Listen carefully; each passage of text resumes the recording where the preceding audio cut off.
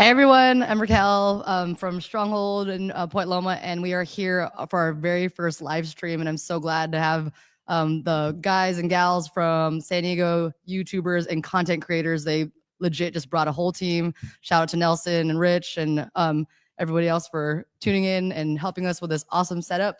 So I am here with Miss Adriana Silveira. Hello, Did I say it everyone. correctly? Hi, I Raquel. did, right?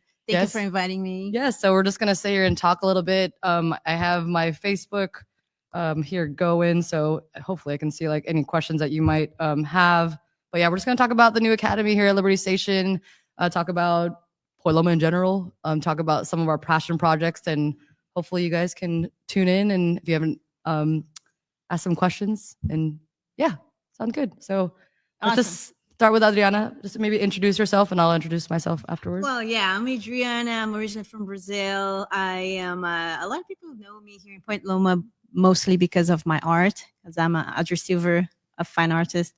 And yeah, and I'm a good friend of Coach Raquel. She's my Brazilian Jiu-Jitsu coach. And it's just such an honor to be here. I do have a couple of questions for you. And how do you like the transition of being here in this new place, which is awesome? I really like it way much better, not only because of the location, because now we have plenty of parking. Oh my gosh. You know? Yeah. So how do you like it? How is it? So everyone asks me this every day, and to be totally honest, like for those that know, we were at the old location for 17 years, and that was like my first child, right? I found out I was pregnant 2 months after we opened that spot. So it was October 2007, right? Yeah, October 1st, 2007. So yeah, it was really hard to leave, but no, Liberty Station is amazing. For those who don't know my story, I actually was trying to open up a coffee shop in Liberty Station. 2000 or May 2007. Like that was my dream out of college. I was going to open a coffee shop I love coffee, events events and stuff like that. And so if you've ever been to Tender Greens at Liberty Station, I actually went over there and I had a meeting. I had to found the email and everything.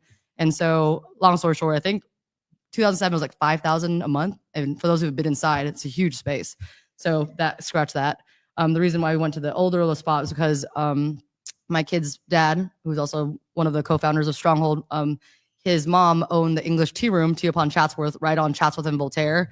And the old location was 2 doors down from that. So long story short, love the space, but Liberty Station has always been in my heart. We've been here going to, church at the Rock Church forever. And yeah, the parking is amazing. Yeah, and there's a lot of sentimental reasons here, but I think the best one for sure is that I found out in December that my dad actually trained here at the Naval Training Center. So I've been walking like all these different roads and all these things where my dad's been, and that's been really, really heartwarming for me.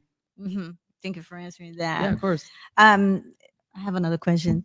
Would you ever consider doing auditions for talent, like seeking talent here in San Diego, in Point Loma area? Because that's something that I used to do in the East Coast. I was a talent scout, and I just love the idea of having kids coming for auditions and showing their talent, singing, playing an instrument, dancing, choreographies. Do you ever think this could be done here in this space? 100%. So I think for those that also don't know, I do a lot of lots of Point Loma and Ocean Beach community service. And so right now I'm actually the director of raffles for the Point Loma summer concerts. Just want to shout that out. But yeah, right now they're actually doing auditions for their junior stage. And that's, I believe it's sometime in April. I should know this. But long story short, yes, I would say I like to say that Stronghold has been the beginning of a lot of different people, like their beginning of their career. Let's put it that way. So for a couple of examples, Audric DeCastro is actually one of our longtime students, instructors. He is now getting really big into MMA. Oh, wow. So things like that. Like a lot of our students have multiple backgrounds in like music, art. I love to just see that they're like everyone's so multi-talented, and that's been such a great thing for me. Like other fun fact, which I say like talent-wise, I grew up with Phil Wickham, and if anyone knows who that guy is, Phil Wickham is super famous in the Christian singer, Christian community. Yeah. So I always tell my kids like never make fun of that kid in 5th and 6th grade or 7th, I know him. Middle school. You never know if he's going to be famous. But yeah, I think in general having the future of our our kids are our you future. never know. Yeah. You just never know. You have a little girl. What's Kalia? She's so talented. I don't know if you guys know her, but she's super cute, great stage presence of stage, and just so outspoken. I really like to watch your daughter performing. Yeah, it's been fun. So, so tell us a little bit more about you and jiu-jitsu. Let's try that. Well, to be honest with you, I'm Brazilian, but I was introduced to jiu-jitsu through her. I know. I'm so sorry, my people brasileiros. Desculpa-me. No, I mean, it wasn't really my thing because actually I used to live in Salvador, Bahia, and in my hometown we do capoeira. Yes. Anyways, so the Brazilian Jiu-Jitsu here in San Diego is like a fever. I'm like, all these people doing Brazilian Jiu-Jitsu and the acai bowl in the side. That's actually one thing I miss about the old location. Brazilian Jiu-Jitsu goes with the acai. And I'm like, why I'm Brazilian and I'm not doing those things? And all these people that are not Brazilian doing it, I'm going to do it. So anyways, she's amazing, by the way. Just let it, like, for those who ever roll with her. I'm okay. No, you're good. I mean, it's in your blood. I like it. It's just choke people. Oh, fundraiser. Yeah. So, guys, like, kind of sparked this whole project with our live streaming is we are in our new space. We've been here for let's see, December, January, February, going 2 months. I think yesterday. Yeah, right. Because we moved here like Christmas Eve. So we are here. We are in this main space, and we've been here for 2 months, and we're expanding to 2 more spaces next door. So for those that haven't been here yet, we're on the top floor of G3 Kids in Liberty Station. So our second space and our third space is going to be kind of a couple of community offerings for, sorry. Oh, oh my gosh. You already got a donation, guys. Whoa, let's hold it together. Thank you. Woo-hoo! Appreciate you. We need more of these. So let me shout out the donor real quick, guys. So please follow Instagram.com if you need the website.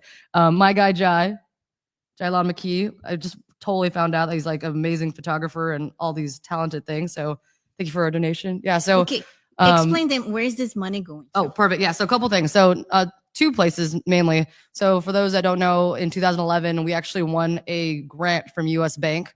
And thanks to US Bank, you guys are awesome. So they asked businesses that were banking with them, like, what would you do with $10,000? And me and my kid's father were, I think we're in the couch or something. I'm like, well, what would you do with $10,000? And basically what happened was, hey, let's sponsor kids that can't afford jiu-jitsu. And so, yeah, at that time it was kind of wild because he had no intention of like teaching kids at all, which is kind of interesting because, I mean, so you guys didn't have the business yet? No, we had the business, but it was mainly adults. Yeah. Okay.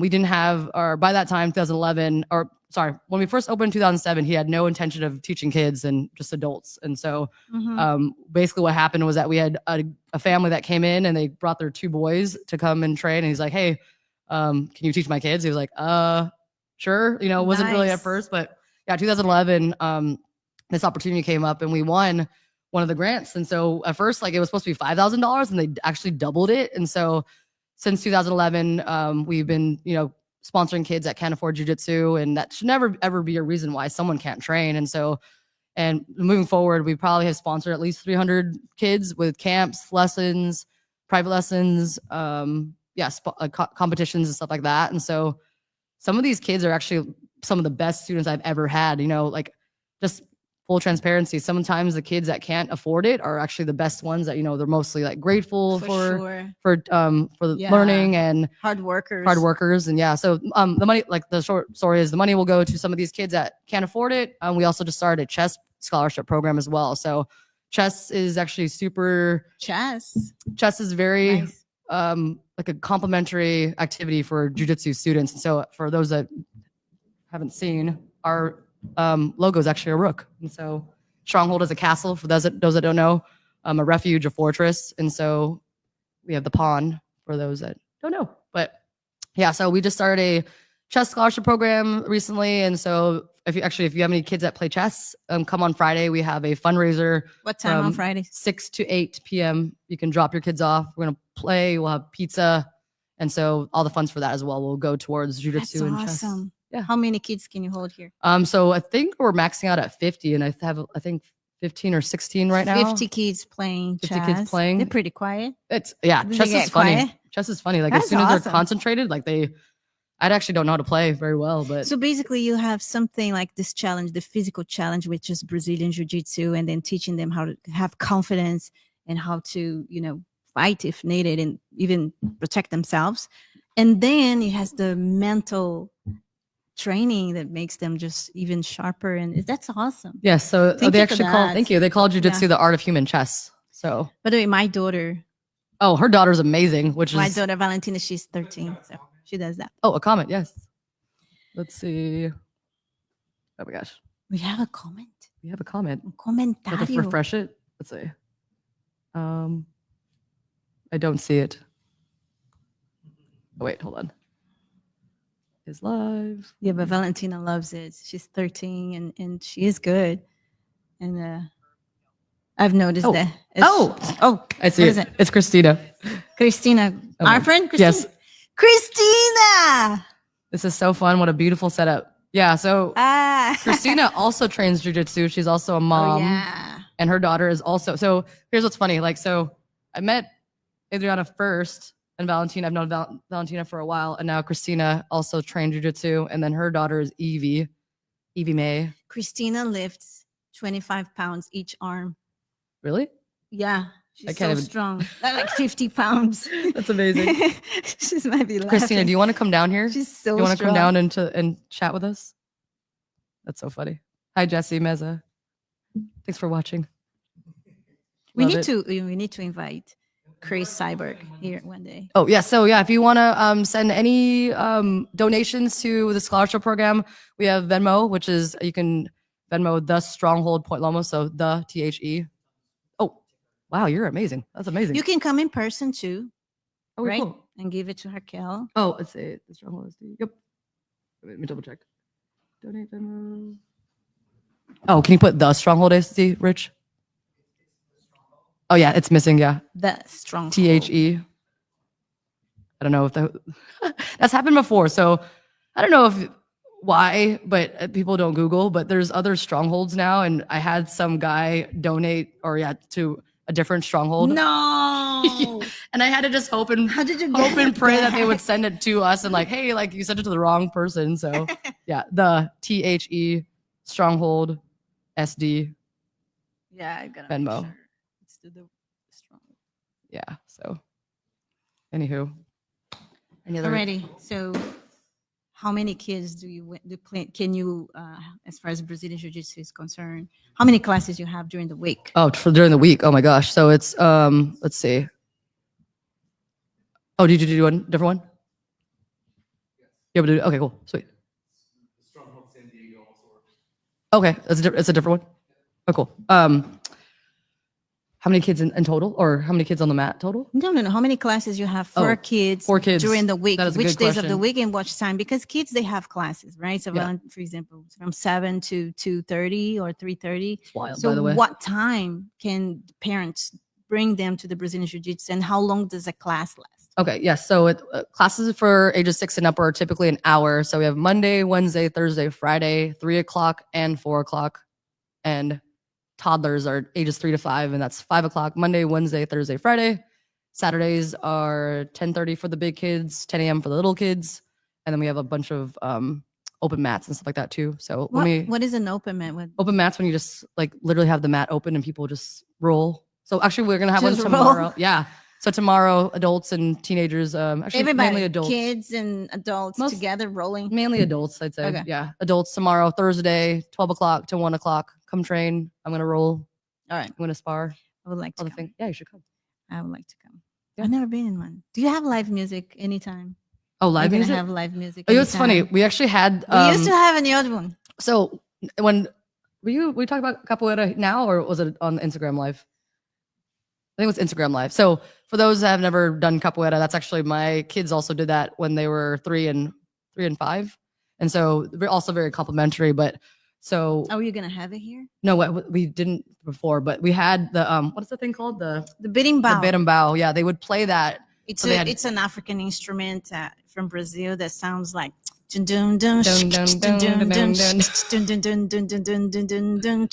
Yeah, so we used to have capoeira in the front and then jujitsu in the back, and they would play it. So that was like the most live music we've had.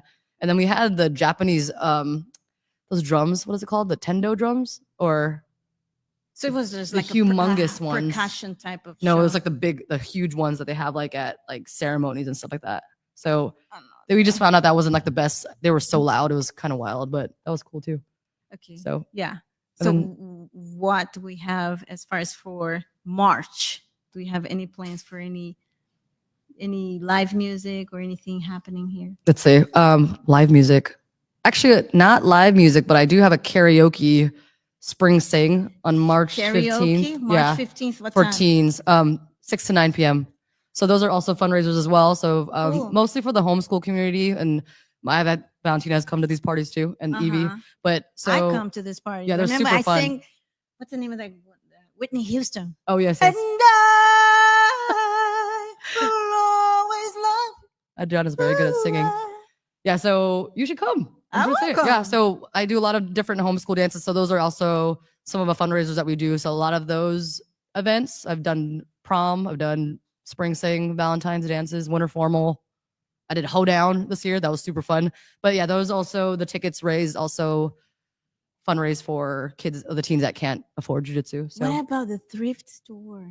oh, we did that one time That last is year. so fun. I do a lot of random events. We did like a Stronghold thrift shop and fashion show. That was really cool. Mhm. So we had very we had good tons of brands of thrifts. Lululemon and super cool stuff. yeah, shout out to Amy for donating the Lululemon. Yeah, thank you, Amy. Let's see. Okay, trying to see what Here. other comments.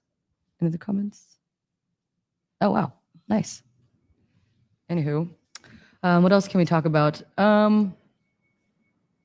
I am pretty impressed with this team here that you put together in like seconds. Oh, it wasn't me. It was And then, Nelson. so Thank you, Nelson. they're great. I'm very impressed. Yeah, I'd love to with do the more whole of these and setup and then. have more interviews. So tell me about this team that it's with you here. Oh, so Nelson. I don't know if Nelson can. What's the name of the? Can you name production everyone for me? So San Diego YouTubers and content creators. team? Really? Yeah, there's a wild variety of backgrounds. How are we and doing? They're amazing. Yeah, they're- Really? Yes, Yeah. we have actually a new career. Hey, follow us, please. Click the button below and all those things that people do. My daughter's so good at this. I know they really are. Yeah, they are. We've done a lot of like cool Hit the bell. like video, or so it's funny because like even TikTok, I think, you know what, Nelson, I think you and the group were the reason why I started my TikTok again, because I know, and now I went on there. It's funny. My first video my kids were laughing. They're like, how did you get 1,600 views in like a couple hours, I think, or 3 hours? I'm like, I have no idea. And I went back onto it, and like my old ones have, I don't know, 20 likes, like 20 views. I'm like, But I do have a friend, one of my training partners, she's amazing on TikTok. She has some really funny stuff, but unfortunately not family work safe. But I mean, I think I'm going to start getting a little more active on TikTok. Yeah, I think TikTok is a great tool. After I thought we were kind of scared because Donald Trump wanted to. Oh yeah, that happens. And then it came back again. Yeah. So anywho, but yeah, I'm really thankful for this team, and hopefully we can have some fun other live streams and stuff like that. So Awesome.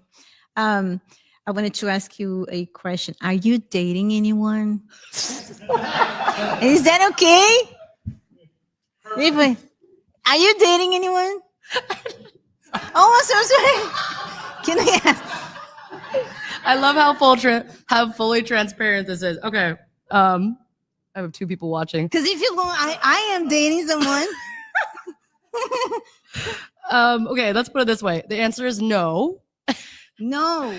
No, and let's put it this way, guys. Don't date anyone in the jiu-jitsu community if you're a jiu-jitsu player. Why not? I'll just leave it at that. Okay. I won't. I'll put it. What is it? Dating events. I know. Well, so it's funny you say that because I've had speed networking events. I do speed friending at these homeschool dances because, well, the short story is that like, it's actually a lot of homeschoolers are pretty social, but you know, when you throw a bunch of teenagers in the room, they're like, I don't want to talk to you. So I do a lot of speed friending. So they'll like line up in 2 lines and they'll talk to each other. I'll make them like tell them your name, your favorite color, and all these things. But yeah, no, I'm not dating anyone. You're not dating. I am not planning to. I am gonna. This is my new Right, my new guys, baby. see? My new boyfriend is Liberty Station Stronghold. Oh, so that's your love. Yes. So no Valentine's Day. No. What did I actually am dating. Yes. I love I it. haven't dated him in a long time, and he's so cute. Oh my God. He really is. I love. He's American. Hi, Giselle. Giselle's Yeah, here. I'll show a picture. Oh, it's it's funny. It says bring them on video, and she specifically said, "No, I do not want to bring you on video." But that's so funny. Shall I bring another guest, guys? Shall I bring another guest? Yeah. Okay. No. While we're here. Oh, yes. For those that are just tuning in, I apologize. For those that are tuning in, we are doing our very first live stream. I'm Raquel Regno Kuzi, Raquel Gomez Regno on Facebook as well. That's another professional thing I got to talk about maybe later. But I'm here with Adriana Silveira. She is one of my amazing Brazilian friends, which is really interesting because I don't have a lot of Brazilian friends considering I do Brazilian Jiu-Jitsu. Because I'm the cool one. She's the cool one. But yeah, we're here live streaming because we are fundraising for our new space in Liberty Station. So we're trying to get we're expanding to 2 and 3 second and third space in our Liberty Station location. And so we are fundraising for the space, and we're also fundraising for our students. So students that cannot afford jiu-jitsu. I've been, sponsoring kids since 2011, and that's been an amazing passion project for me. I love being able to sponsor kids and give them scholarships. And what's the goal for each month? oh, for each month for one student? Yeah. Yeah. Or actually, that's a good. What would be good? It just depends. For example, I had a goal of sponsoring 40 women in 2023. And so that kind of looks like, if an average membership can be anywhere from $100 to $150. So women and kids. Yeah. I focused on women a few years ago, but teenagers, teen girls, self-defense is kind of where my heart is. Oh, yeah. If you haven't been in Brazil, I've been robbed at least 4 or 5 times in Brazil with guns. That's actually the reason why I have not gone to Brazil yet. Yeah. Yeah. Now I'm doing self-defense. I'm like looking for them to rob me. No. Where are you now? Where are you? I can choke you now. Right? But when I was robbed in Brazil with guns. How old are you? Let me tell you, I was in the bus. Oh my goodness. I was getting out of the mall and I get in this tiny little bus, one door, and then we are just minding our business in the bus, and I was going home, and then 3 guys, they enter in the bus. You could tell like the profile. I'm not stereotyping or anything, but this guys, they shouldn't be in this bus. But they got in, and then one in the back, one in the middle, one in the front. After like 5 minutes, the one in the back announced, "Everybody, this is an assault. It's an assault. How do you say? This is a robbery. Stick up. Yeah. This is a robbery." And then the one in the front stood up with the gun, and the one in the middle.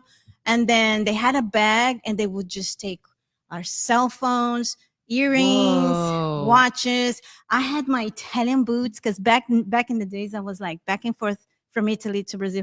They wanted to take my boots. Did you take your boots? No, they didn't take my boots. Throw down. Thank God, I love those boots.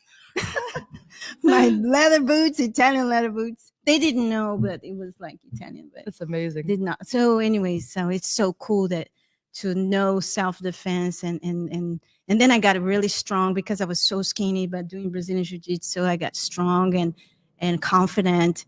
And the last time I was robbed, it was in Tijuana. Oh no. It was in Mexico. I wasn't robbed. They tried to take my car, but then I was really strong and I said, "No, you're not going to take my cars." I was used with the robbers from Brazil with guns, but the ones in Mexico. Wow. That guy didn't have a gun.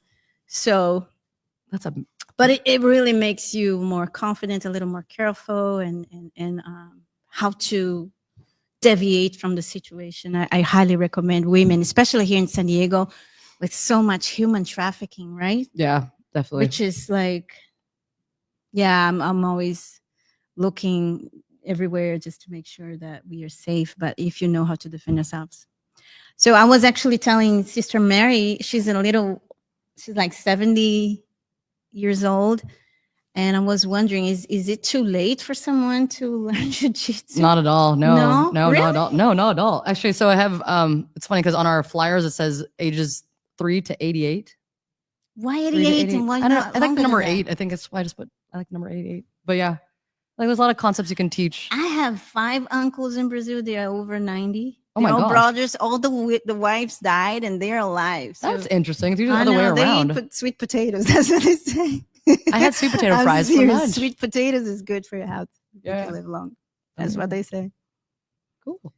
So, okay, cool. All right, guys. So for those who just tuning in or going to see this live later, I really appreciate everyone coming in, and hopefully we can do this more often. We got to figure out another. Oh, do you want to? Oh no. Oh yeah. Oh yes. Wrap me up. Okay, I got it. So yeah, let's bring Bob. I'm Adriana interview him though. Me? So, yes, you'd interview. Why? So no, you're great. Okay, I'm gonna ask I'm bringing him, Bob like- Smith. Okay, I'll All talk right. to you later. Okay. All right. So let's see what we're gonna ask him. Hey, can you guys just can you read the comments and let me know what are the questions that the people want me to ask? Because I will ask. Hi. Hello there. Let's wait for you to put the headphones on. According to the production team, you should be speaking really close to this microphone. Really close to the microphone. How's that? Is that good? Oh, you have a good voice, actually. Well, thank you. Can I sing? Yeah. No. So what's your name? My name is Bob Smith. Bob Smith. Yes, it's the most boring name on the planet. Bob? Yes. But your name is not Bob. It's Robert? It's really Robert, but people call me Bob. Bob. Yeah. Bob. Bob. So tell me a little bit about you and how you got involved with the Stronghold. Well, I got involved with the Stronghold really because of my children. My son and my daughter were both playing various other sports, and a little closer to the mic. How's that? We were, I guess they were trying to determine what sports they wanted to play, and they tried different things. And my son just wasn't into the sports that I was into, and so we lived near the Stronghold, and we just tried it out, and it worked out. Oh, that's much better. We tried it out. What type of sports Well, were you involved? Oh, they tried everything. I mean, everything from baseball to lacrosse to soccer to ice hockey to everything. And so it just turned out to be a good fit. They tried it out, they liked it, and they did well. And we stuck with it for 10 years. For real? For real? Well, what color is their belt? Blue. Blue. Yeah, they're Is both. that the blue. highest? No, blue belt is I guess the experience, the first experience level of adult. Which color belt is the one that you can actually break people's legs and stuff? I don't know. I don't have a belt. You don't have a belt, I don't have a belt. but your kids do. My kids do. Yeah, but Coach Raquel always says that there is a color of the belt that you can actually fight, and then you're allowed to break people's legs. You'll have to ask Raquel about that. I don't break legs. I was like, I do not want that. Anyways, so that's cool. So you yourself, you never thought about doing Brazilian Jiu-Jitsu? I think about it all the time. Do it. Yes. Let's do it. Yes. He's gonna do it. Yeah. We'll see. Yeah. No, So it's a wonderful sport. It's absolutely wonderful, and it's the best for self-defense. Anybody can be knocked down, but if you're more dangerous on the ground than you are standing up, it's going to be a surprise for whoever's attacking you. Yeah, I bet. I mean, what's the name of that Brazilian guy from Rio that invented it? It was a Brazilian. Raquel. My understanding of the history of the sport was that it actually emanated out of Japan. It was in Japan. And it went to Brazil, where it was turned into Brazilian Jiu-Jitsu, which is quite different from the Japanese Jiu-Jitsu, which I've seen, and there's striking in Japanese Jiu-Jitsu, but it's different. It's a different technique. Very, very much so. Probably better. The Brazilian technique is better. I believe it's better. Is it? Absolutely. That's why everybody you for does that, agreeing. and not the Japanese version here in San Diego. And then tell me about your experience now helping Raquel and with this fundraising. I know, aren't you a teacher? Yes, I was a teacher for many years, and I guess it was somewhere in the middle of uh, my kids' training at the Stronghold that I wanted to learn more about homeschooling. And Raquel was deep into the homeschooling community, and so I asked her, and she gave me a lot of information. So I actually reactivated my teaching credential and taught homeschooled kids for a while, a couple years, and then exiting that, I went back into the other businesses that I was into, and Okay. I kind of went from there. But So- I had taught for at least, I guess, 11, 12 years. So this is more Yeah. exciting than all the things you used to do. Absolutely. Yeah. That's why I'm here, not there. Hey, man.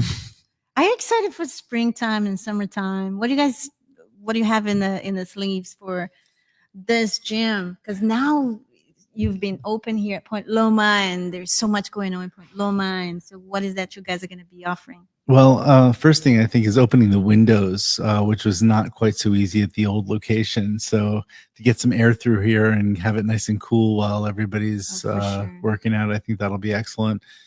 We want to get into some other activities as well. Raquel didn't tell you, but she actually, does play guitar and ukulele, and when the mood strikes her, she'll may do an impromptu performance. She did one a few years back with my daughter, who also plays ukulele, and we also offer, in addition to the chess, we're able to do we're able to work with the homeschool students and other students that may need for example, some after-school tutoring, perhaps, or they want some art lessons or music lessons, or and then there are some other students that are interested in game schooling, and so we're taking some of them in as well and teaching them about different types of games that they might be able to play in a group where they might not have a group to play with, and if we can provide a facility for them to come over and be together and try some of these new activities that they haven't tried before, maybe they'll do that, and then slide back into the jiu-jitsu and give that a try as well. What about taking the kids outside just to play outside in the green area, walk by the water? Do you guys do that at all? Or just Well, it's a perfect area for it. We haven't done it yet, I don't think, but I think that would be great if we're able to do that. Is get out and get some fresh air and meet some people, which is great as well. And it's just Liberty Station is just such a great location for community and family. And for sure, I love Liberty Station. Since I moved to San Diego, I always lived in the Point Loma area. Valentina, my daughter, she grew up here. We always hear everything about Liberty Station. So I really think that it would be great for the kids. I mean, to do jiu-jitsu and then do chess and perhaps maybe go for a walk or stay outside for a little bit for a break. And it's just because most kids now, the generation is just like in the tablets and cell phones. And it would be great if kids can play outdoors too, like have activities with the ball or something like that. Well, I'm found that our phones and our tablets, they isolate us. And I mean, even though they say that it brings us together, and they do around the world, we still need FaceTime with each other, and we still need to do things together. And the human contact of jiu-jitsu and other martial art activities, I mean, that's essential. I mean, we're made to touch each other and bump into each other and knock each other down from time to time. And if we could do that in a play or in a sport environment, I mean, that's a good thing. It brings us together. Why you don't have a Californian accent? Because I'm from New York. New York. I was like, this guy talks different. I talk different. Yeah. New York. Wow, from New York. New York. You know that song? So that's quite a change. Yeah. New York to San Diego. Definitely. Wow. And with Coach Raquel, tell me straight, what do you think about people from San Diego, the Californians? I've been here a long time, so it's I find that No, I guess it's difficult to really drill down. Do I like him? I love it here. That's why I didn't go back. And I think somebody in the family said, "Yeah, he'll be back in 6 months." No, it's been 20 plus years. So Yeah, no, I'm happier. I love the people here. I love the community, Me too. and I love the weather. Yeah. There was a time that I used to live in Georgia and I went driving all the way from Georgia to New York.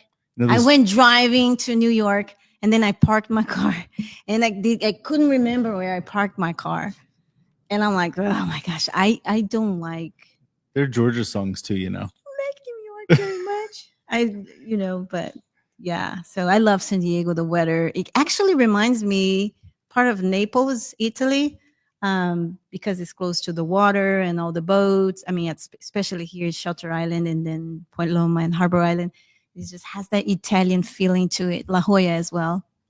For sure. No, we moved to Point Loma, actually Ocean Beach first, and then bounced around a little bit. But this is really where I felt my home is, and where I was most comfortable. And I really enjoyed the not just the weather, but the ocean, and like I said, I like the laid back approach to life that we have out here. That was not part of life in New York. Everything was business first, and then life later, and then moving out here, I found that life really comes first, and business will find its way into whatever needs to be done.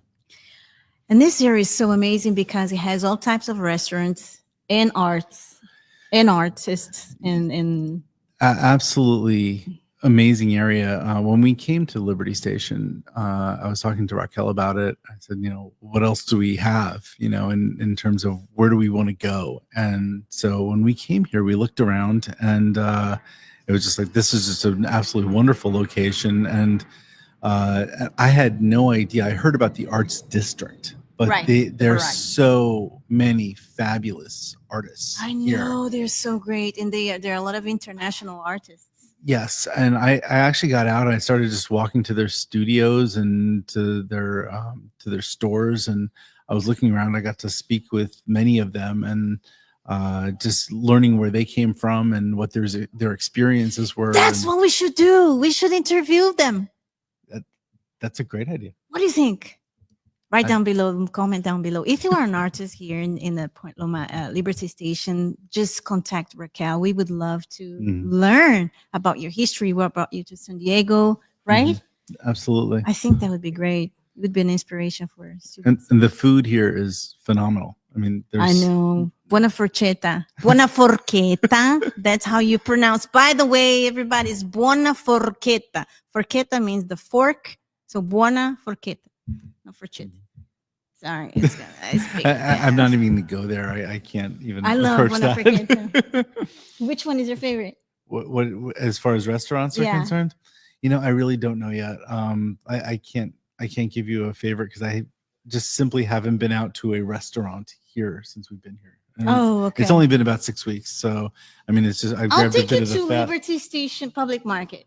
That sounds good. It has a bunch of stuff. Yes, I've been through there. I mean, I know people that work there that own some shops there actually. Yeah, they have this French Parisian cafe that has the best crepes. Ooh, I saw that. French. I saw that. So good. Yes. And this is little. How do they call those things that look like they are sweet? The empanadas. No, they have this wonderful dessert from France. You should try that. They had Hungarian funnel cakes there. I saw those. I forgot the name. I buy it all the time. Anyways, They had wings, Wicked Maine Lobster. I'll tell you something. I used to play on the Wicked Maine Lobster hockey team. The owner of Wicked Maine Lobster. I heard that people that play hockey, they have missing teeth. Yeah. Your teeth? I have all my teeth. I know, right? And I'll tell you why. And they're rough. Well, no, I'm not rough. No, not at all. No, I've worn a cage since I was 6 years old, and my nose was shattered when I was 6 years old by a hockey stick. And everybody on my hockey team that year got a mask for Christmas, and I've been wearing it ever since. Really? So that's why I have all my teeth. Yeah. Oh, good. A few concussions here and there, but all my teeth. Yeah, they look good. Yeah, but with the owner. Actually, talking about teeth, they're gonna open a dentist office here, right? Yes, down the hall there will be a pediatric dentist office. Yeah. So we're looking forward to that. And I know when they're gonna open it. July, I believe. That's what I've been told. Uh-huh. And so I've been in there. They've been setting up and partitioning off where they're going to be washing the equipment and the waiting room and where surgery is going to be taking place and exams and surgery. Well, I mean, I guess some teeth need to be pulled from time to time and or maybe put back in if they're hockey players. So exciting. See, we have everything here. Everything. Yeah. Everything here. This is exciting. Have you ever been fishing in this water thing here? No, Can we fish? Are we allowed to? Have you fished? It depends. We can fish. Is there any fish in there? What happened to the squirrels? Remember they had so many squirrels and the hawk. Have you ever seen the hawk? Have you ever seen the hawk? Hawks. There's one hawk. Yes, A red-tailed hawk. Yeah, it's just a beautiful hawk. I used to walk with my dog, and the hawk would just fly over us, and like it's just so beautiful, like pretty close. That hawk came to visit my cat one time, I think. Your cat was by the Liberty Station? No, I think the hawk came to my house, and he was over my house. It was not the same hawk. I think it must have been. Why? Because they go places to find food. There are many hawks in here. This has everything to do with jujitsu, doesn't it? She's following you. The hawk is following you. I know where you live, man. No, He's like, I got your address down. Okay, listen. Thank you, guys. I enjoyed it. You can find me here at the Stronghold. She will not be leaving. Sounds good. To you. To you. Yes. Okay. So for those who are tuning in, I literally messaged like 40 people. So please tune in. They'll tune in eventually or watch it. Okay. Guys, I met Rich today. 3 hours ago. Yes. But by the way, I'm a hockey guy too. I have all my teeth. Are you really? Yeah. My brother was a hockey player too, which is really funny. Yeah. And sorry, Bob. Like the hockey smell is so gross to me. No, not at all. But when I hear the word hockey, I get like, what is it? PTSD. Yeah. Because my brother was a hockey player, and the equipment is just so. That's why you air out your bag after. I know, but they don't. Yeah, but they don't. And then it also has the same smell as like Muay Thai pads or like boxing pads. Yes. So it's not great. But so no, I wanted to rewind because I just met Rich 3 hours ago, maybe 3.5 hours ago.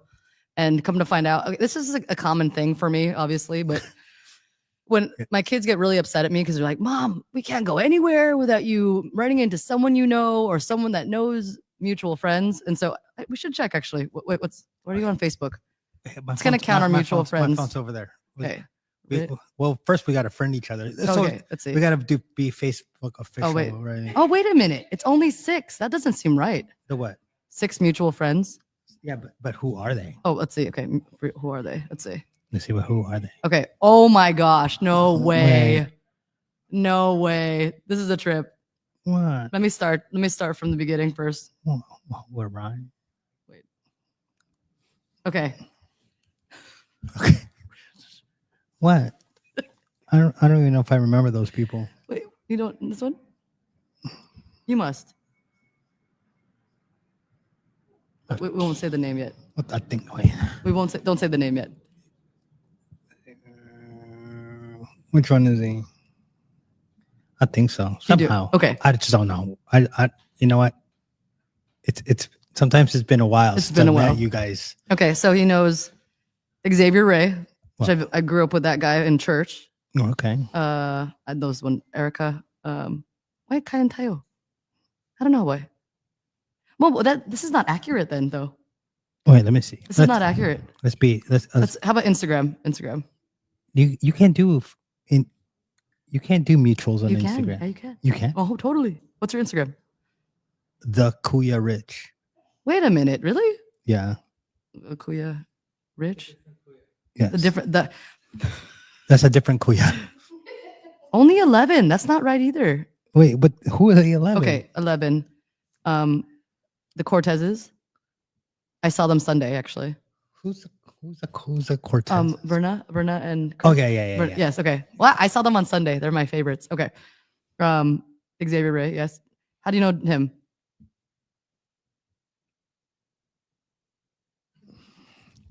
You know what you're calling me out.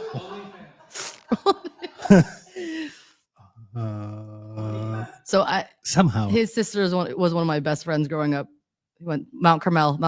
Okay, so let's just rewind. Okay, the reason this was funny. So he walked in and he was like, "Oh yeah, I did like some stuff for a friend in another jujitsu spot." I'm like, "Oh, which one?" And they're like, "Oh, they're by the college." I'm like, "Oh, which one?" And so anyway, he basically shouts out Rowence. I love you, Rowence. Row. Yeah, you should come down here. By the way, You should come. She has not trained with me yet, which is a criminal. Maybe a she's crime. intimidated. No, not at all. She's one of my. Let's just say she is. So you call her out right now. Oh yeah. Well, no, I texted her. I literally texted her at 12 o'clock. But anyway, so Ro is one of my best training partners in jiu-jitsu. And so I grew up with not her. I grew up with her brother, which is hilarious. And so Mount Carmel. No, he didn't go to Mount Carmel. I thought he said Yes, no, he went to Mount Carmel. I thought he said you guys went to different high schools. No way, sir. He went to Mount Carmel. Oh, he went to Mount Carmel. Yes. What year did you graduate? 02, same year. Oh, Yeah, yes. so You guys are young. Yep. I graduated in 93. Oh, my brother's 98. But yeah, so Ro, I knew her from mutual friends. And then let's see, DJs. He knows all these DJs that we Okay. know. But anywho, oh no, I'm Chinchillies. What in the world? What does that mean? I don't know. I'm in. What? Hold on. No, we can call you. Okay.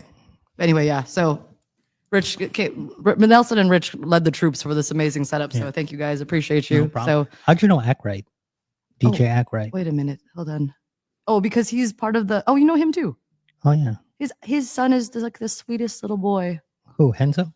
No. This is. Oh my gosh. Why am I blanking on names right now? That's Art. Thank you. Sorry. I'm so Art. I don't. It's because your name isn't listed on the thingy. Anyway, no, his boy is like one of my favorite students. He came to me when he was 2. Oh, so they're here too. Yeah, he was here originally. He's at another academy right now because they live a little closer, which happens a lot. But anytime a kid comes in, like you're Stronghold for life. And so, but on Facebook, so funny enough, Rich knows Ryan Salazar. So his kids, he was the guy that came in and said to my kid's dad, "Can you train my kids?" And he's like, sure. Like we had no plans for kids.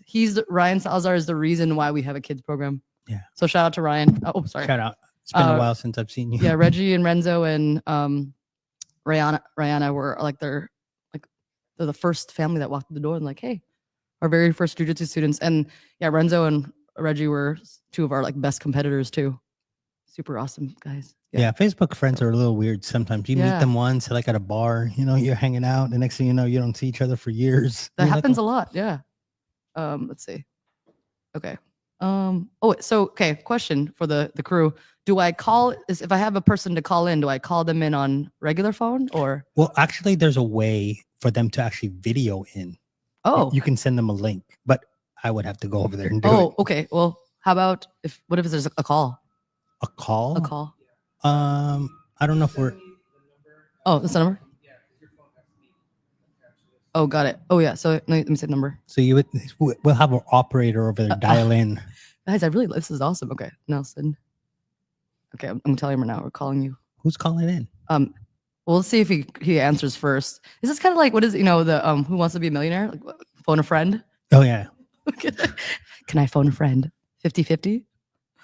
Anyway, so speaking of Brazilian Jiu-Jitsu, when you say old is not too old, people come in here and they're intimidated, right? Because they could be like 30-something white belts, 30-year-old white belts, and then they don't necessarily want to be that guy. Like, you mean like the aggressive aggro guy? No. Like, I mean, like just intimidated because, guys their age are not necessarily, might not necessarily be white belts. Oh, yeah. So they're coming in and they're like, they feel intimidated because they might think everybody's a brown belt, purple belt, blue belt, all that other stuff. Yeah. How does somebody get beyond that?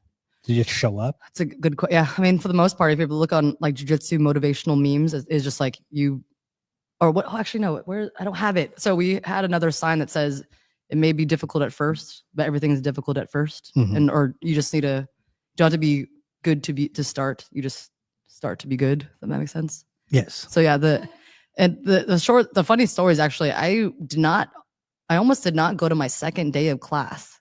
So this is November 2nd, 2005. So my first class is November 1st, 2005. And I was like, November 2nd, I was sat in my car, like right in front of the door at my professor's academy, Roy Harris Academy in Miramar. And I was like, I'm not going in. I'm the only girl. Like there's no other girls for me. I'm like 5 foot, I'm tiny, and everyone's gonna smush me. So yeah, funny enough, I finally, like after 15 minutes of debating with myself, I'm like, I'm just gonna walk in. And oddly enough, I met my kid's dad that day. And 2 years later, we had our own academy. And now we have. There you go, guys. Yeah. So if you're 30-something single. Wait, how old was I? I was 21. Wait, I'm just saying. Yeah. If you're 40, 35, 40, and you're single and you Tons want of people. You might meet, your forever The partner. The one. The one at whatever. And then you could have an excuse, right? Hey, you want to roll? Yeah. Then you true. get close. And study shows the more that they touch you, the more affectionate you guys can become to each other. Just like it's like a weird attraction. Syndication of some sort. Syndication. No, that's a long word. Do we have a call in, by the way? I texted them to make sure they're ready to be on, and they never responded. Oh, okay. I said, "Are you ready to jump on the call with Raquel?" Okay. I said the call will be coming from this number. Okay. Okay. Let's see. So I'm just waiting for them to get back. Hello. Let me know if you're ready. Okay. Let's see. Calling. Why are we here again? Oh yes. Why are we here again? We're here to raise money for this wonderful place to support small businesses. I think that at some point it's just one of those things that we do as a community. We kind of band together and create something great. Amazing. Yes. So, I mean, for the most part, I think that's the reason. I know Stronghold has always been a huge community.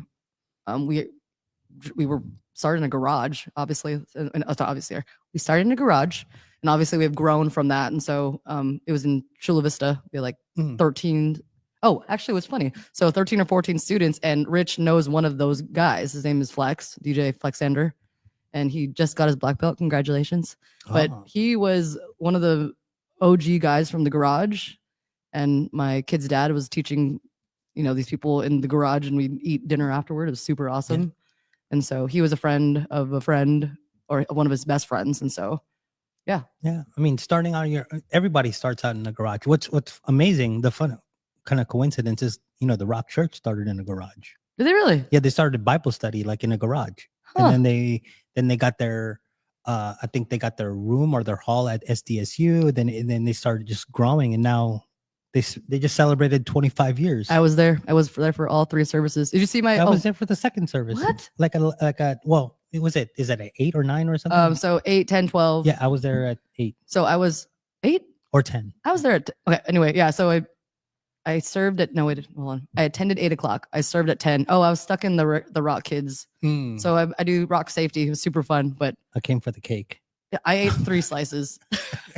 But if you look at my Instagram, guys, I actually one of the logistics guys let me do the palm. What is it called? The confetti thing. Oh yeah. So I was on the balcony. I did that at the 12 p.m. service. Oh okay. And I had cake, and I had a burrito. Sorry. I don't know. We went because my girl, she loves that band that was playing. The Katinas, bro. The Katinas, yeah. So never heard of them, by the way, until then. That's a criminal. That's a crime. They're like super rad. Like they just I always like adore what is it called? Barbershop quartets. Yeah. They just make any song just like they remind me of like a old Filipino uncle group, yes. like at a bar, right? Yes, yeah. I kind of like that. I was like, I didn't expect that. I expected it to be like this. Like they did for Happy Birthday too. They're just like harmonizing Happy Birthday. Yeah.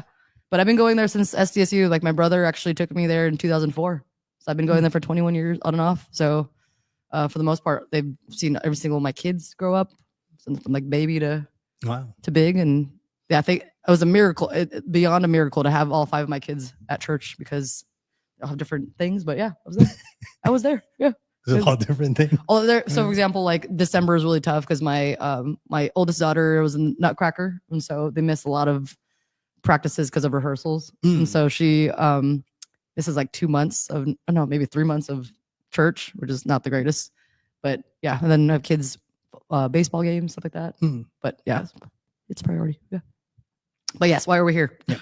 But anyway, so if anybody has questions as where do the donations go, where does it go? Yeah, so primarily it goes to kids that can't afford jujitsu. So that's been a huge passion project for us since 2011. So, for example, if you're watching this and you have a child or even yourself maybe that can't afford jujitsu, and you're just like, hey, I want to train jujitsu and learn some self-defense. This is what it's for. And I never want anyone to not be able to train because they can't afford it. And so that's actually, for the most part, a lot of the, actually I'll tell a fun story. A lot of the people that started with my kid's dad in the garage, like couldn't pay, and he's like, nope, just come train. And so this is my favorite story out of all of this. And so one of the kids we sponsored for, I think 2 or 3 years. Cause yeah, he started in the garage in 2006 and then he was training up until 2009. He was a teenager. So one of our teens. And so he couldn't afford it. And so he just basically mopped the mats like every day, like after class. And so he was dubbed the janitor, like, toss the trash. And so teen didn't have money. So we sponsored him for a really long time. And then during COVID, my goodness, it was wild because I guess like he had, the login for like the billing and stuff. And he was paying like dues during COVID and we didn't even have class. And I was like looking at these like amounts and I'm like, bro, what are you doing? And I'm like, we're not even open for like classes. And he's like, I just wanted to thank you for those times that you sponsored me. I was like, my gosh. And so actually, I won't say his name just for now, but like he just had a baby. Him and his wife just had a baby. Oh, and congratulations. So yes, congratulations. I am so excited because I think I said on their Instagram, like, bring that kid to me. I want to sponsor that. Stronghold baby. Yeah. So like it's wild because we've graduated like 2 generations now, I think. Oh, yeah, wow. Because he's in his 20s now. And so now people that trained with us when they were like teenagers now are having kids. And another wild story, another kid we actually sponsored, same thing. We sponsored this kid and his mom actually owned the bakery like down the street and we got paid in cupcakes, which is super cool. Like my kid's dad was like, just bring me cupcakes. Don't worry about it was kind of a really fun story. Like, don't worry about the fees and just bring me a cupcake or two. Isn't that like every like martial arts story like involves somebody paying you in like food and cupcakes? Which is totally, and honestly, like the heart of it is that like, yeah, my kid's dad, he's like one of the co-founders of Stronghold. That was just his heart. Like, don't if you can't pay, don't worry about it. Like adults had like lost their jobs and stuff like that. And same thing, he would just be like, no, don't worry about it. We're here for you.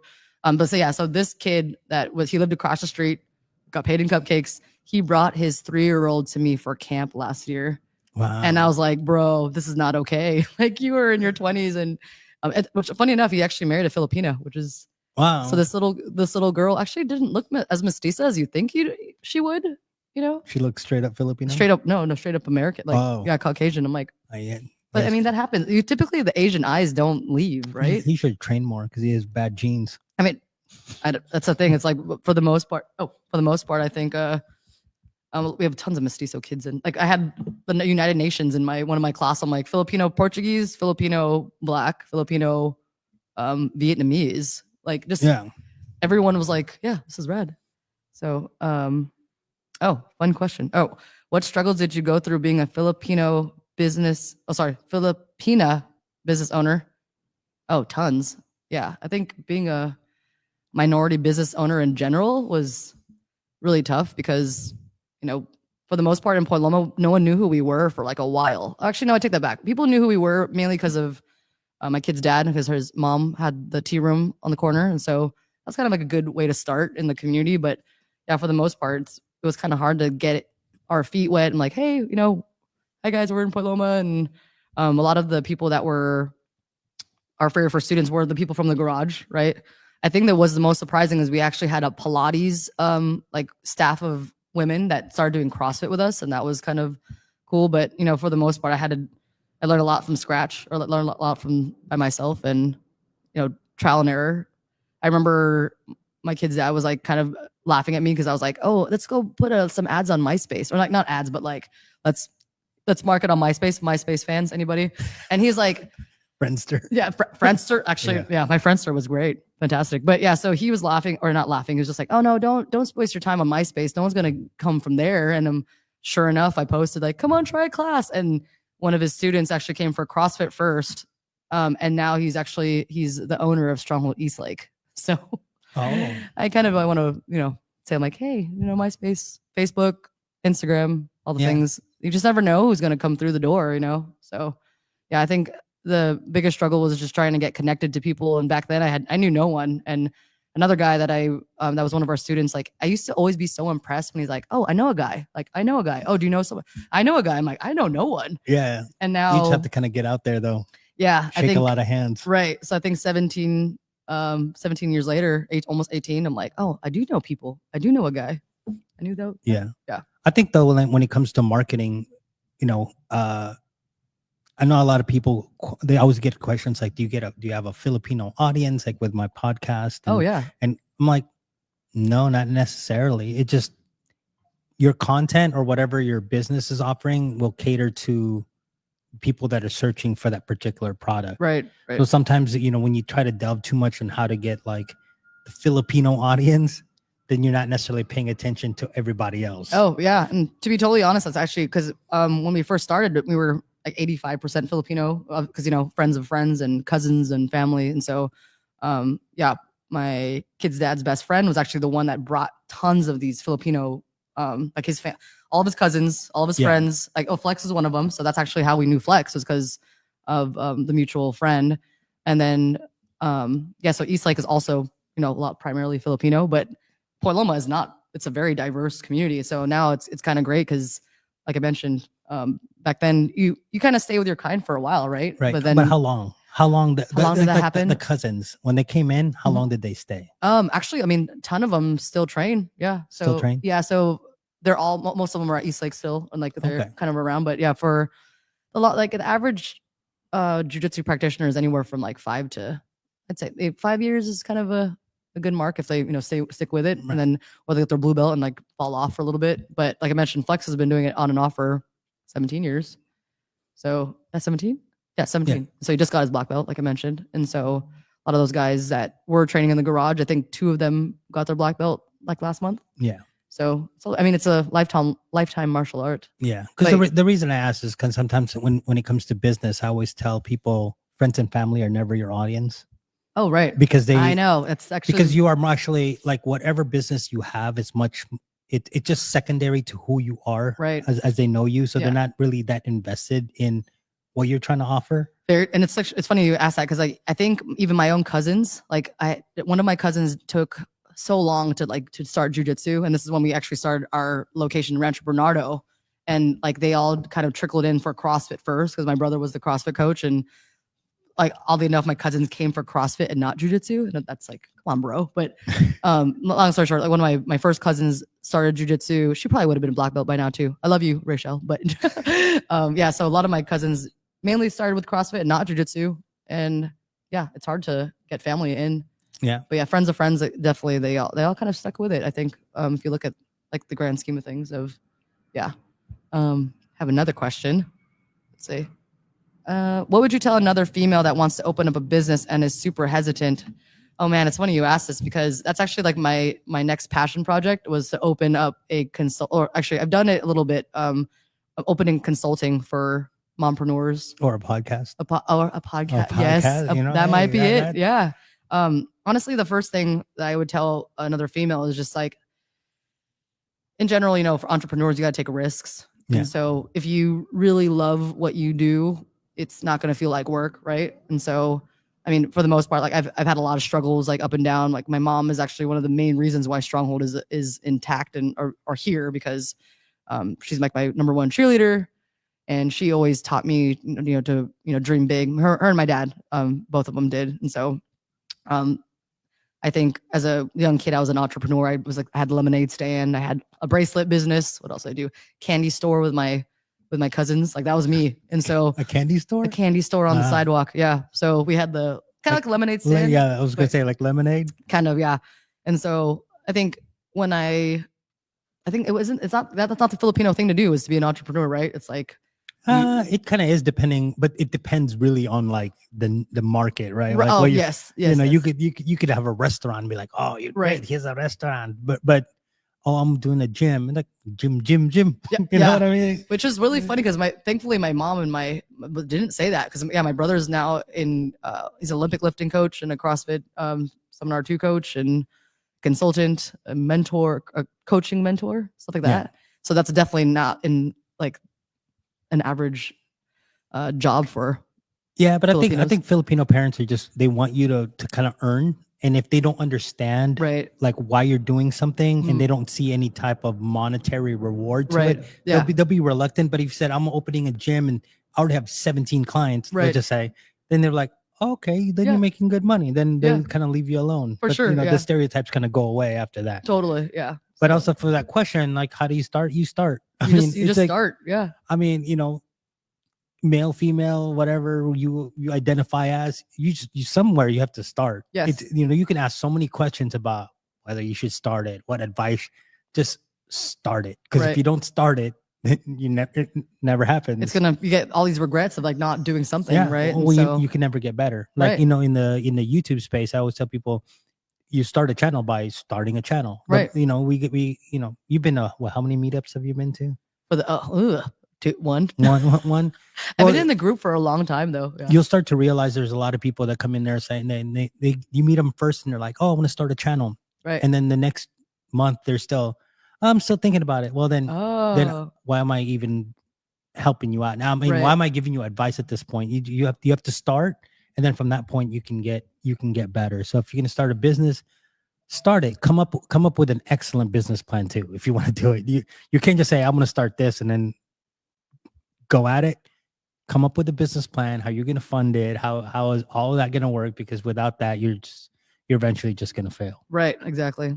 2 more questions. It says I love to hear some of these stories. Would a podcast be a possibility for the future? So yes, that's actually, you know, kind of why this exists right now. I've been talking to Nelson for like the past couple weeks. I'm like, hey, you know, it's actually been a dream of mine to have a podcast and talk to other people. Like it's funny, obviously I know I've been meeting more and more people of all different walks of life, and just, you know, over the past 17 years of being a business owner. But I've been on maybe 7 podcasts in the past 17 years. I used to be a blogger, like a pretty active blogger. So podcasts about marriage, which is, now that I think about it, you know, that's still in the space. It's still there, right? It's all in the cyberspace. But being a mompreneur, what else did we talk about? Mostly mompreneur stuff is like one of the podcasts that I've done. And so funny enough, that might be the main focus after this, is helping moms open their business and, you know, follow their dreams and stuff like that. Yeah. Basically, you want to call the number? Yep. Nelson? Just basically learning through another person. Right. You know, whatever mistakes I did, this is what happened. So you can give advice in that way. Right.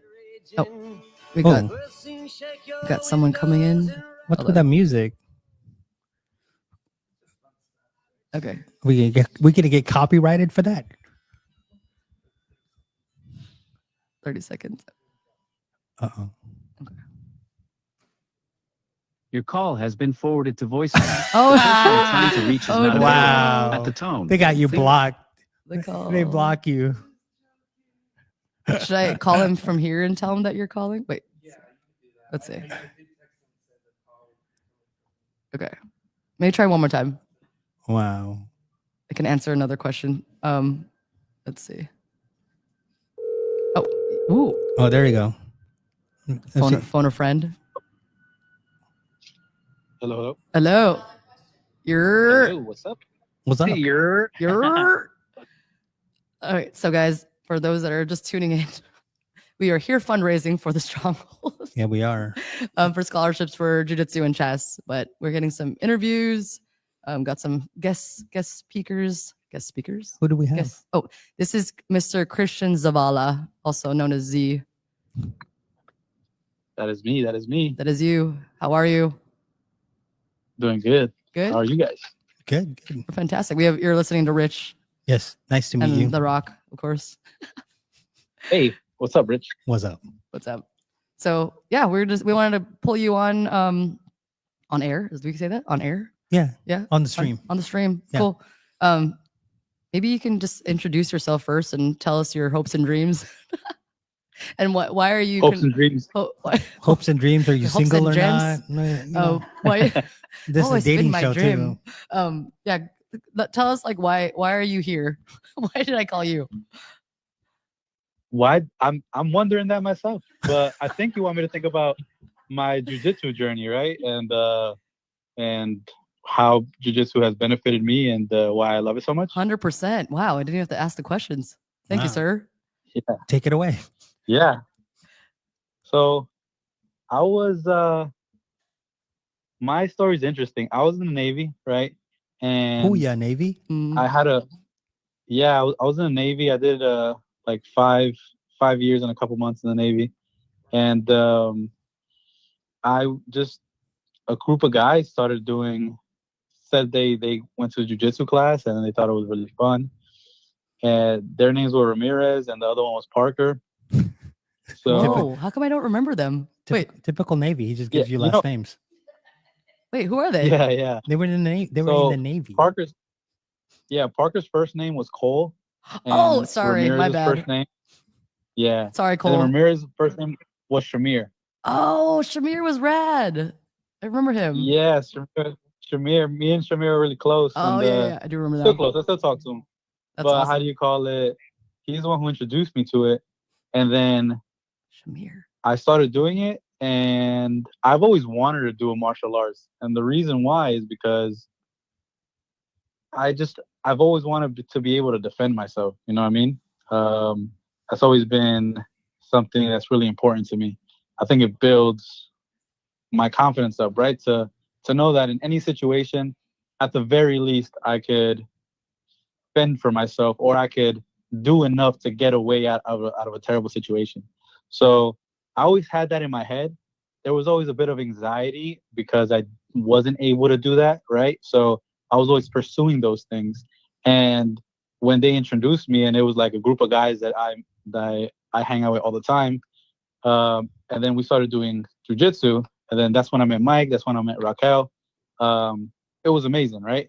Plus, when I went to go train at the Stronghold, they were playing the music that I like too, and everybody was extremely friendly, and it was just like the whole vibe was inclusive and also like new.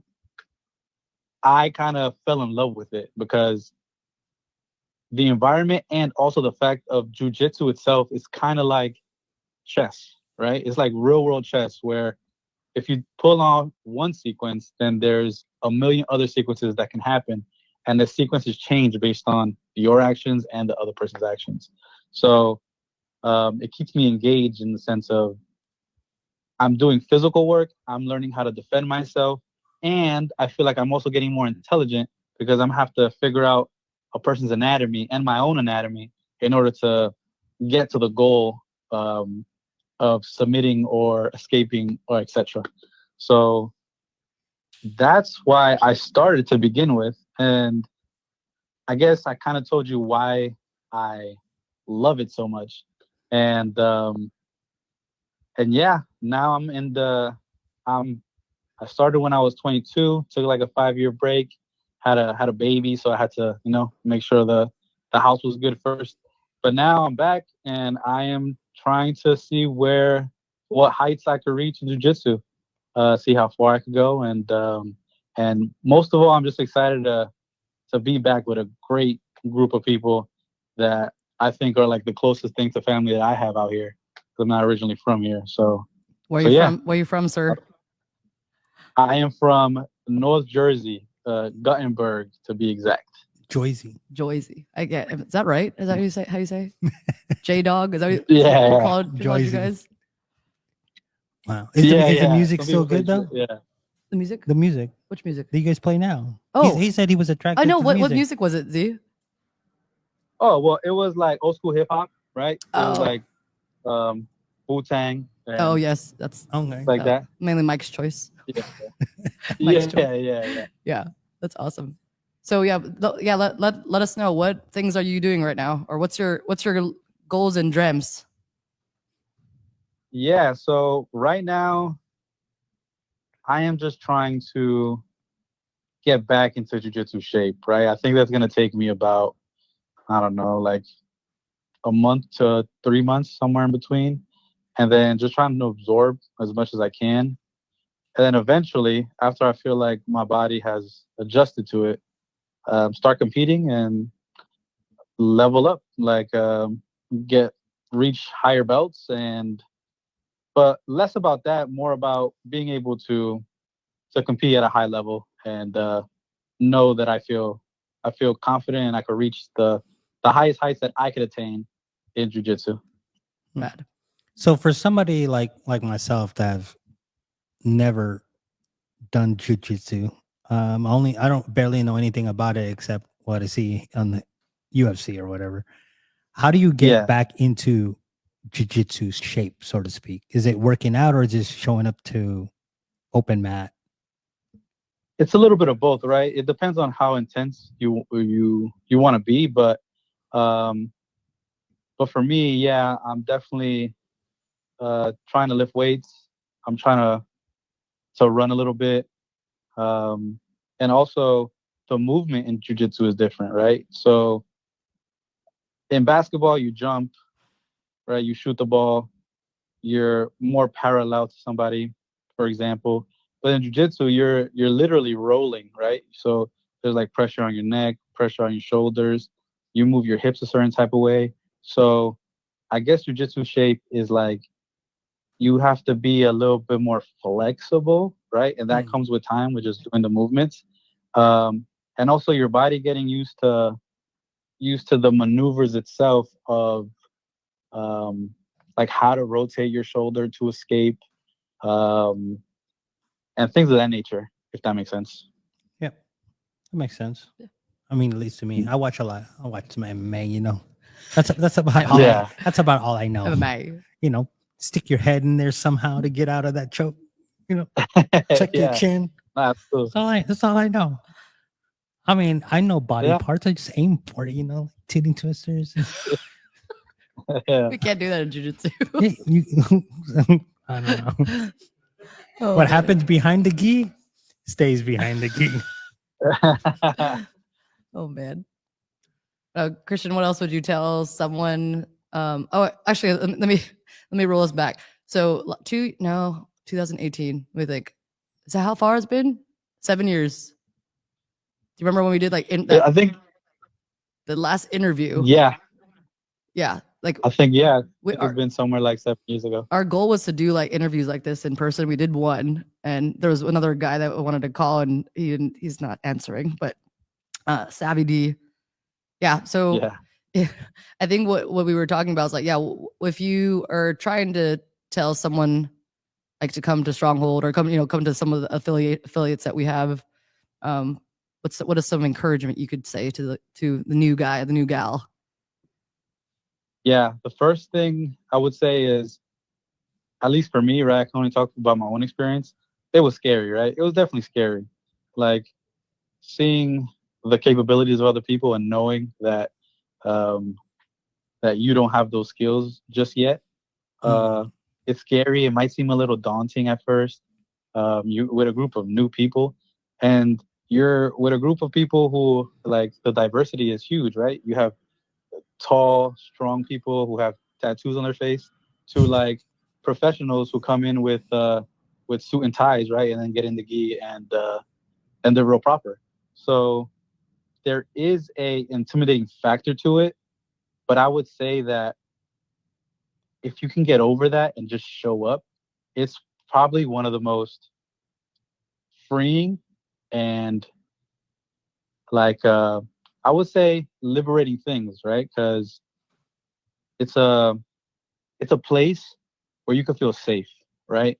You're there to feel safe, and everybody around you, no matter of how the outside cover of their specific books looks, everybody's there to just help one another. in the journey of jiu-jitsu and just to improve themselves, whether that be in jiu-jitsu itself or forming relationships while doing jiu-jitsu. So I would definitely say try it out. Rad. Yeah, but it's also like I know, you know, there's a lot of like white belt memes, right, in the jiu-jitsu tons. world. Yeah. And I think a lot of people are intimidated when they come in and they're brand new and they have to roll with somebody. And a lot of the intimidation is like, am I going to end up hurting the next person?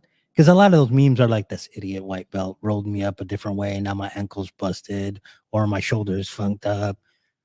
How do you get beyond? How do you get past that as somebody, let's say, starting out, especially when you're older and you're more concerned about, you know, you're not so reckless anymore. At 21, 22, you're kind of going, I'm just going to go at it and be like, whatever, and I learn and move on. But when you're older, you're like, oh man, this guy has a job. I got a job. I don't, you know, I might not be welcome here again. Right. What do you think? So if you're the person receiving it, I think so. If you're the white belt, afraid of getting hurt, or anybody afraid of getting hurt, I would say the school is important, right? So I think the Stronghold has always done a good job at making sure you monitor what's going on. If Mike does a very good job at telling me, hey, you know, both you guys both have a certain style. Make sure you guys don't kill each other, don't get hurt, right? So there's always a precaution, and the instructors know different people's styles and how it might clash. And if it gets to a level where they think it's unsafe, they definitely tone it down a little bit, right? That being said, though, everybody at the Stronghold, because I've only been at the Stronghold and its affiliates, they're there to kind of teach you. And they know that if you're a white belt, you probably don't know too much about what's going on. Sometimes you could put yourself in a bad position without even knowing. And my experience has been that they teach me while I'm rolling. So like if I do something incorrectly or if I did something that might endanger myself or endanger the other person, they just tell you. And they're like, hey, you know, you probably shouldn't do this. It should probably be safer to do this. And then you have multiple interactions like that. And that kind of shows you what to do. And also you feel safe while doing it. Good answer. Yeah. I guess last question, Z, before we maybe conclude this amazing live stream, because I think my kids are hungry. You mentioned that you're a dad, which is wild to me because I knew Christian. Christian was like my little brother. Yeah, actually no, let's put it this way. My little wise brother that would call me out and things, and you were there for like, you know, a lot during some of my lowest parts of my life. So anyway, really good friend, right? But now you are a dad, which is super wild to me. You as a dad, like a jiu-jitsu dad. So, and I feel like I love asking this question because, for those that don't know, everyone probably knows I have 5 kids, but you as a dad, like what are your goals for your own son and jiu-jitsu? And, what does that look like for the long term? Yeah. So my son is 5. He just turned 5 literally this month, like 2 weeks ago. Wild. Right. Yeah. So I know, right? But he actually told me that I took him to a class once. He wasn't ready. He was still a little shy. He kind of wanted to be attached to the hip with me. Now he's a lot more outgoing, right? And he told me, he's like, hey, papi, right? I want to go to jiu-jitsu. I'm brave now. So I feel like I should go. Yeah. So it's crazy. So yeah, I'm definitely going to take him if he wants to go, for sure. I guess my only goals is that he has fun with it, right? At this age, it's all about having fun. And I've seen the kids' classes and they practice technical things in game situations or in play, right? So if he takes anything out of it, I just hope that he's having fun first and foremost, and then 2, that he's making great bonds with the people around them, because I think that's like one of the most important things that jiu-jitsu provides. And then 3, like literally the last thing that I care for right now is that he knows how to protect himself. Because right now I'm his dad. I feel like I could protect him pretty good right now. But eventually he'll have the tools to protect himself if he continues doing jujitsu. Nice. And that could only be done if he likes it. Yeah. Right. Yeah. Which is kind of funny because Z has seen all my kids grow up. Or no, you haven't seen the baby, unfortunately. Yeah, Z's been around. Yeah, not yet. Yeah, not around yet. Or sorry, not for the baby, but he's been around my other kids and has seen them. My kids, my older two especially, are beasts, right? But yeah, it's been funny. It's interesting seeing our students again, like have kids, and then having them watch my kids grow up. With a very different, Z can probably confirm, a very different upbringing, right? Like it's not always fun. It's not always the funnest to be the the black belt kid and like competition wise. And so oddly enough, my oldest is turning 17 right now, and he's teaching my classes, my kids' classes.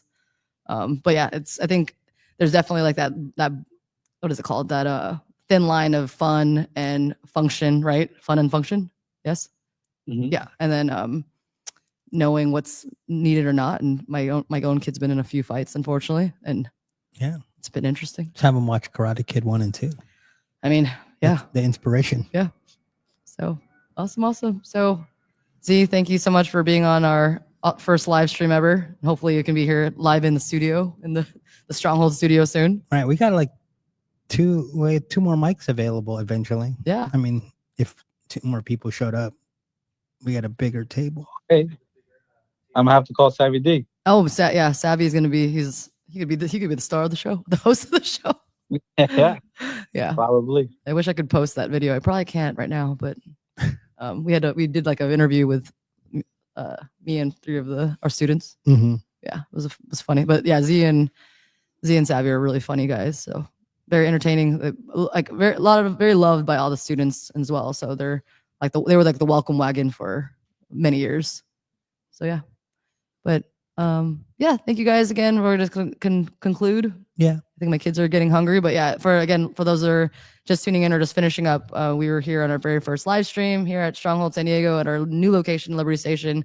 Thank you so much for Nelson, Rich, and Nichole, and Jesse, Jylon, for being here and setting this amazing setup over. Man, Nelson did this within an hour. Rich was like, Nelson, go out the troops. Rich walked in.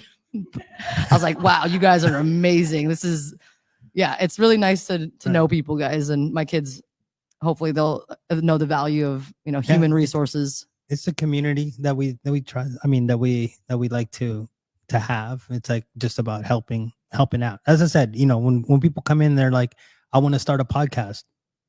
Well, then start it. But you have to ask me. You have to always like, hey, can you help out? And then I'll help out. Right. But you have to start it. Yeah, totally. That's with jiu-jitsu too. It's like I want to be good. I'm like, okay, you got to go with the mat.